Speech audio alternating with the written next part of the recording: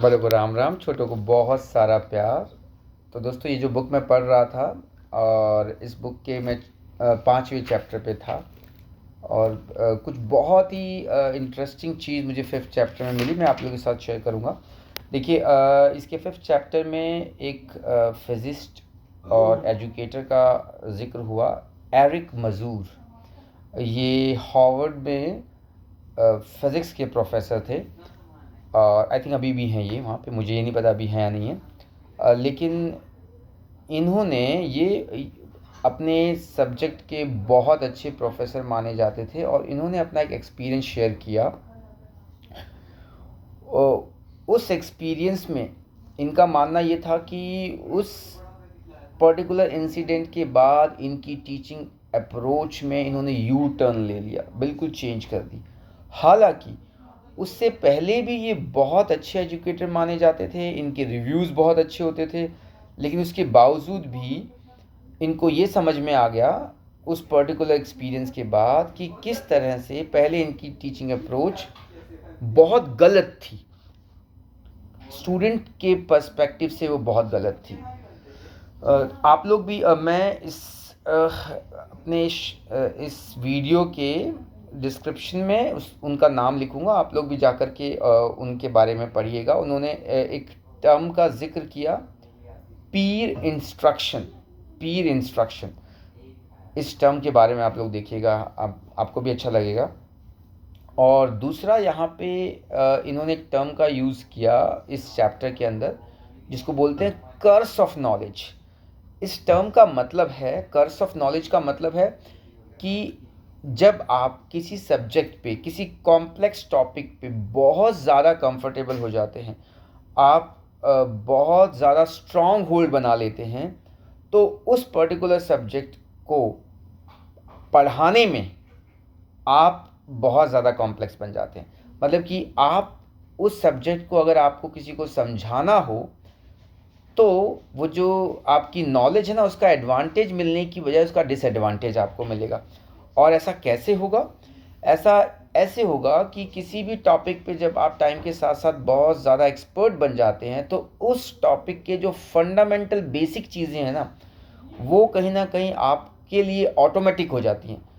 आप बच्चे के पर्सपेक्टिव से, आप जिसको वो टॉपिक पढ़ाने जा रहे हो उसके पर्सपेक्टिव से नहीं सोच पाते हैं कि उसको बहुत सारी ऐसी टर्म्स आप यूज़ करते हैं जो आपके लिए नॉर्मल होती हैं बट उसके लिए नॉर्मल नहीं होती। तो एक तो ये कर्स ऑफ नॉलेज, जो ये टर्म यूज़ हुई, मुझे बड़ी अच्छी लगी। और दूसरी चीज़ इन्होंने दूसरी जो बात का जिक्र किया वो था कि किसी नए टॉपिक को पढ़ते टाइम किसी बच्चे को सबसे ज़्यादा स्ट्रगलिंग क्या होगा किसी बच्चे के लिए, इसको सबसे अच्छी तरह से कौन जानता है? ये सवाल था कि इसको सबसे अच्छी तरह से कौन समझ सकता है। वो नहीं जो टीचर वहाँ पे क्लास डिलीवर कर रहा है, इसको सबसे अच्छी तरह से उस बच्चे के साथ जो पढ़ रहे हैं वो बाकी के बच्चे समझ सकते हैं। कारण ये है, कई बार देखो, आपने देखा होगा कि आप क्लास में जब इंस्ट्रक्शन देते हैं, तो मान लीजिए 40% बच्चों को या 50% बच्चों को आपकी इंस्ट्रक्शन से चीज़ें समझ में आ गई, तो बाकी के जो 50% बच्चे जिनको वो चीज़ें समझ में नहीं आई, उनको क्यों नहीं आई, अगर आप किसी तरह से ऐसा स्कोप क्रिएट कर दें कि जिनको समझ में आई है और जिनको समझ में नहीं आई है, उनके बीच में कोई इंटरेक्शन आप क्रिएट करवाएं उस पर्टिकुलर टॉपिक को लेकर के, तो जिन बच्चों ने अभी अभी उस चीज़ को समझा है ना, तो जो बच्चे नहीं समझ पाए वो किस चीज़ के साथ स्ट्रगल कर रहे हैं, वो उस बात को बहुत अच्छी तरह से समझ सकते हैं और फिर उनको वो बात समझा भी सकते हैं। तो तभी मुझे ध्यान में आया कि किस तरह से हमारे स्कूल में एमआरएस पे, मल्टीपल रिस्पॉन्स स्ट्रैटेजीज पे इतना एम्फेसाइज डाला जाता है।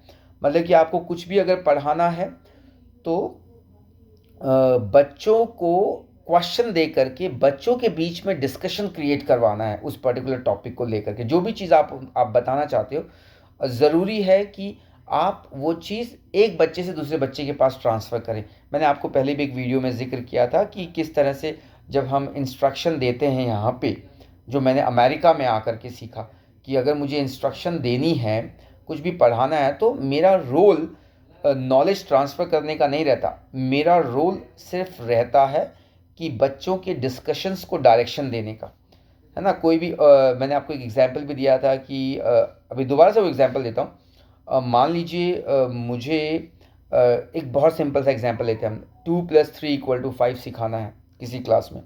तो यहाँ पे कैसे सिखाया जाएगा, ऐसे सिखाया जाएगा कि सबसे पहले मैं एक्सप्रेशन लिख देता हूँ, मान लीजिए बोर्ड पे 2+3, मैंने ये एक्सप्रेशन लिख दिया। उसके बाद मैं बच्चों के सामने एक क्वेश्चन लिखूंगा कि अब मैं आपको 20 सेकंड दे रहा हूँ, आपको यहाँ पे क्या क्या दिख रहा है, आपको ये सोचना है और फिर आपको अपने पेपर पे लिखना है। तो कुछ बच्चे लिखेंगे कि हमें यहाँ पे 2 नंबर दिखाई दे रहे हैं, 2 और 3, और साथ में एक मैथमेटिकल ऑपरेशन भी दिखाई दे रहा है, प्लस साइन, 2 और 3 को प्लस किया जाना है, यहाँ पे ये बताया जा रहा है।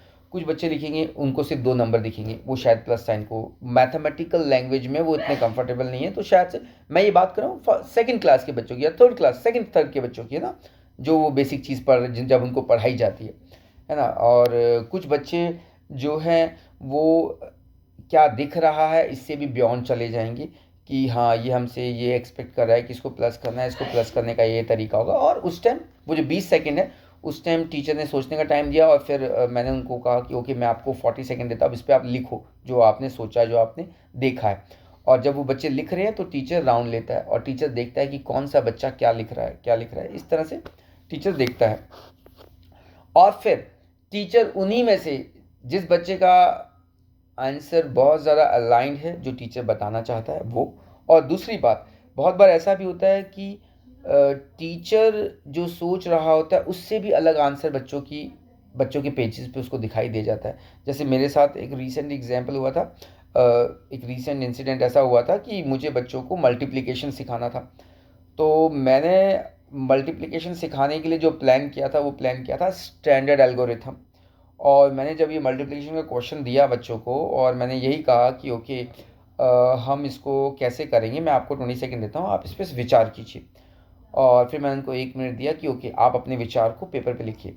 और जब मैं राउंड ले रहा था तो मैंने देखा कि मेरे बहुत सारे बच्चे उस मल्टीप्लिकेशन को एरिया मॉडल से कर रहे थे, जो कि मेरे दिमाग में नहीं था कि बच्चे उसको एरिया मॉडल से करेंगे। मैं उनको स्टैंडर्ड एल्गोरिथम कराता, सिखाता और बहुत ज़ोर लगा के सिखाता, लेकिन हो सकता है उनमें से बहुत से बच्चों के दिमाग में जो एरिया मॉडल से उस क्वेश्चन को करने में कंफर्टेबल थे, वो उनकी सुई वहीं पे अटक जाती कि मल्टीप्लिकेशन तो ऐसे होता था, ये क्या करा रहे हैं, और वो मेरे साथ रिदम पे चल ही नहीं पाते।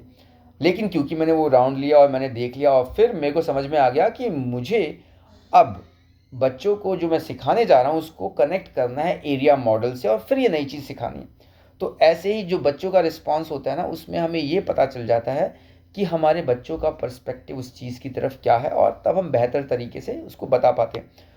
इसकी इन्वेंशन जो है वो एरिक मजूर, जिसका मैं नाम बता रहा था, एरिक मजूर, और ये मेरे वीडियो में इसका नाम भी लिखूंगा मैं। तो ये जो प्रोफेसर थे उन्होंने अपने रियल लाइफ एक्सपीरियंस में ये चीज़ देखी और फिर उन्होंने अपनी टीचिंग में इसको इम्प्लीमेंट किया। आप लोग भी जा कर के, अगर आप एजुकेशन में वाकई में इंटरेस्टेड हैं तो आप लोग भी जा कर के देखिएगा। और कुछ नया मिला इस किताब में तो मैं आप लोगों के साथ शेयर करूँगा। और तब तक के लिए गुड बाय।